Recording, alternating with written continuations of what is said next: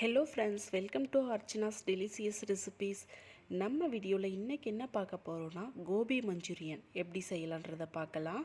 இந்த ரெசிபி செய்கிறதுக்காக நம்ம இன்றைக்கி ஒரு கேலிஃப்ளவர் எடுத்திருக்கோம்.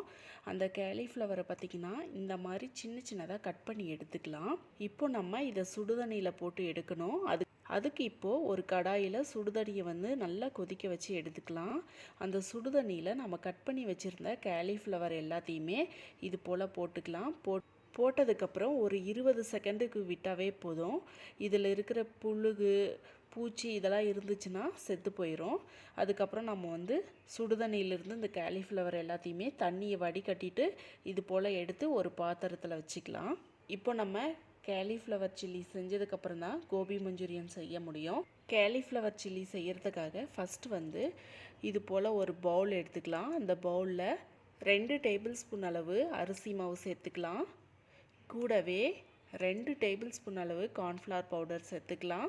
2 டீஸ்பூன் அளவு இஞ்சி பூண்டு விழுது சேர்த்துக்கலாம். கூடவே 1/4 டீஸ்பூன் அளவு மஞ்சள் தூள், 1/2 டேபிள் ஸ்பூன் அளவு மிளகாய் பொடி, 1/2 டேபிள் ஸ்பூன் போல் மல்லிப்பொடி, கலருக்காக 1 டேபிள் ஸ்பூன் அளவு காஷ்மீரி மிளகாய் தூள், 1/2 டீஸ்பூன் அளவு கரம் மசாலா, 1/4 டீஸ்பூன் அளவு மிளகு பொடி, 1 டேபிள் ஸ்பூன் அளவு உப்பு, கூடவே வாசனைக்காக கொஞ்சமாக கஸ்தூரி மேத்தி, கூடவே ஒரு 1/2 லெமனோட ஜூஸை மட்டும் எடுத்துக்கலாம். இப்போ நம்ம எல்லா பொருளையும் சேர்த்ததுக்கப்புறம் இது போல் நல்லா கலந்து விட்டுருங்க.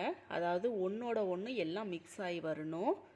கொஞ்சமாக தண்ணி சேர்த்துட்டு இதை நல்லா மிக்ஸ் பண்ணி விட்டுக்கலாம். தண்ணி பார்த்திங்கன்னா கொஞ்சம் கொஞ்சமாக சேர்த்து இது போல் மிக்ஸ் பண்ணுங்கள். ஒரே சமயத்தில் எல்லா தண்ணியும் சேர்க்கக்கூடாது. அதுக்கப்புறம் தண்ணி மாதிரி ஆயிரும். பாருங்கள், இந்த மாதிரி ஒரு கெட்டியான பேஸ்ட் மாதிரி இது போல் நல்லா கலந்து எடுத்துக்கலாம். இப்போ நம்ம வச்சுருந்த கேலிஃப்ளவர் எல்லாத்தையும் சேர்த்துக்கலாம். சேர்த்துட்டு இது போல் நல்லா மிக்ஸ் பண்ணி வச்சுருங்க. இதை ஒரு 3 ஹார்ஸ் போல் ஒரு ஓரமாக வச்சிடலாம். இது நல்லா ஊறி மசாலா எல்லாமே நல்லா பைண்ட் ஆகி வரட்டும். அதுக்கப்புறம் எடுத்து நம்ம செய்ய ஆரம்பிச்சிடலாம். இப்போ பாருங்கள், 3 ஹார்ஸ் போல் மசாலா எல்லாமே கேலிஃப்ளவர் கூட நல்லா பைண்ட் ஆகி வந்திருக்கு. இப்போ எடுத்து நம்ம பொரிக்க ஆரம்பிச்சிடலாம். அதுக்கு ஒரு கடாயில் எண்ணெயை இது போல் நல்லா சூடுபடுத்திக்கோங்க. எண்ணெய் நல்லா சூடானதுக்கப்புறம் நம்ம வச்சுருந்த கேலிஃப்ளவர் எல்லாத்தையுமே இது போல் எடுத்து போட்டுக்கலாம். ஒரு மீடியமான ஃப்ளேமில் வச்சு மெயின்டைன் பண்ணுங்கள்.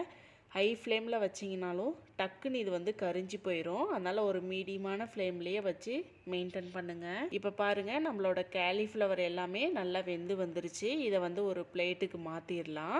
கோபி மஞ்சூரியன் செய்ய தேவையான பொருட்கள் என்னென்னு பார்த்துடலாம். அதுக்கு ஃபர்ஸ்ட் சின்ன சின்னதாக கட் பண்ணி எடுத்து வச்சுருக்க பச்சை மிளகாய், ஒரு சின்ன வெங்காயத்தை எடுத்து இது போல் சின்ன சின்னதாக நறுக்கி வச்சுக்கோங்க. கூடவே ஒரு சின்ன இஞ்சி துண்டை எடுத்து சின்ன சின்னதாக இது போல் கட் பண்ணி வச்சுருக்கோம். கூடவே நறுக்கிய பூண்டு, சின்ன சின்னதாக நறுக்கி வச்சுருக்க குடமிளகாய், அதுக்கப்புறம் கொத்தமல்லி இலையை இது போல் சின்ன சின்னதாக கட் பண்ணி வச்சுக்கலாம். ஒரு கப்பில் 1 டேபிள் ஸ்பூன் அளவு கார்ன்ஃப்ளவர் எடுத்துகிட்டு அதை தண்ணியில் இது போல் நல்லா மிக்ஸ் பண்ணி வச்சுக்கலாம். இப்போ என்னென்ன சாஸ் தேவைன்னு பார்த்துடலாம். டொமேட்டோ சாஸ் எடுத்துக்கோங்க. கூடவே சோயா சாஸ், அதுக்கப்புறம் ரெட் சில்லி சாஸ். இப்போ நம்ம செய்ய ஆரம்பிச்சிடலாம். ஒரு கடாயை சூடுபடுத்திக்கலாம். அந்த கடாய் நல்லா சூடானதுக்கப்புறம் கட் பண்ணி வச்சுருந்த இஞ்சி துண்டுகளை சேர்த்துக்கலாம். கூடவே பூண்டையும் சேர்த்துக்கலாம். சேர்த்ததுக்கப்புறம் சின்ன சின்னதாக கட் பண்ணி வச்சுருந்த பச்சை மிளகாயும் சேர்த்துக்கலாம். இந்த 3 பொருளையும் சேர்த்துட்டு இதை நல்லா ஃப்ரை பண்ணி விட்டுருங்க. ஃப்ரை பண்ணதுக்கப்புறம் கூடவே நம்ம கட் பண்ணி வச்சுருந்த வெங்காயம், அதே போல் குடமிளகாய், இது ரெண்டையும் சேர்த்துட்டு திரும்பவும் ஒருக்க இது போல் நல்லா ஃப்ரை பண்ணி விட்டுக்கலாம்.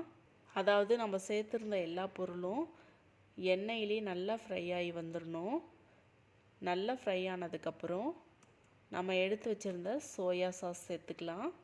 சோயா சாஸ் பார்த்திங்கன்னா 1/2 டேபிள் ஸ்பூன் அளவு சேர்த்துக்கோங்க.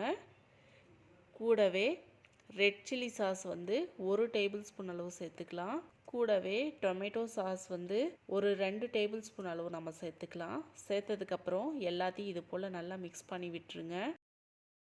அதாவது ஒரு 10 செகண்டுக்கு மிக்ஸ் பண்ணால் போதும். அதிக நேரம் மிக்ஸ் பண்ணணும்னு அவசியம் இல்லை. இப்போ நம்ம ஒரு பவுலில் கார்ன்ஃப்ளவரை தண்ணியில் கரைச்சி எடுத்து வச்சுருந்தோம் இல்லையா, அதை சேர்த்துக்கலாம். சேர்த்ததுக்கப்புறம் இது உடனே வந்து நல்லா கெட்டியான பதத்துக்கு வந்துடும். அதனால் நீங்கள் வந்து இன்னும் கொஞ்சம் தண்ணி வந்து ஆட் பண்ணிக்கோங்க. ஆட் பண்ணிவிட்டு கூடவே தேவையான அளவு உப்பு சேர்த்துக்கோங்க. உப்பு சேர்த்துட்டு இதை வந்து நல்லா கலந்து விட்டுருங்க. இப்போ பார்த்தீங்கன்னா தெரியும், ஒரு கெட்டியான பதத்துக்கு வந்துருச்சு. இந்த ஸ்டேஜில் நம்ம பொரித்து வச்சுருந்த கேலிஃப்ளவர் சில்லி எல்லாத்தையும் சேர்த்துக்கலாம். சேர்த்துட்டு இது போல் நல்லா மிக்ஸ் பண்ணி விட்டுருங்க.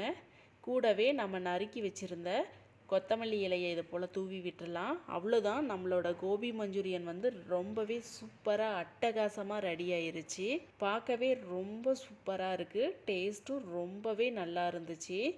கண்டிப்பாக நீங்களும் இந்த ரெசிபியை ஒரு முறை ட்ரை பண்ணுங்கள். ட்ரை பண்ணிவிட்டு எப்படி வந்துச்சுன்னு உங்களோட ஃபீட்பேக்கை மறக்காமல் என் கூட ஷேர் பண்ணுங்கள். இந்த வீடியோ உங்களுக்கு பிடிச்சிருந்தா மறக்காமல் லைக் பண்ணுங்கள், சப்ஸ்கிரைப் பண்ணுங்கள், ஷேர் பண்ணுங்கள்.